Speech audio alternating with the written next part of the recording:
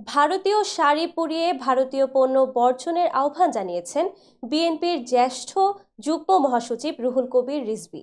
আজ বৃহস্পতিবার সকালে জাতীয় প্রেস ক্লাবের সামনে মানববন্ধনে এই আহ্বান জানান তিনি। রুহুল কবির রিজভী বলেন, আগরতলায় ভিসা বন্ধ করে দেশটির সরকার সঠিক সিদ্ধান্ত নিয়েছে।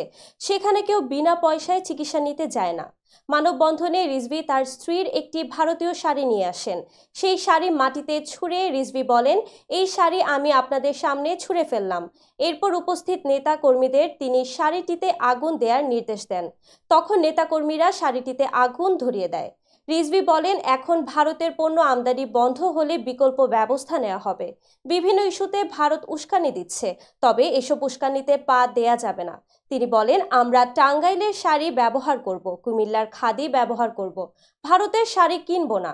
এ সময় জাতীয় ঐক্যের সবাইকে এক হওয়ার আহ্বান জানান রিজভী।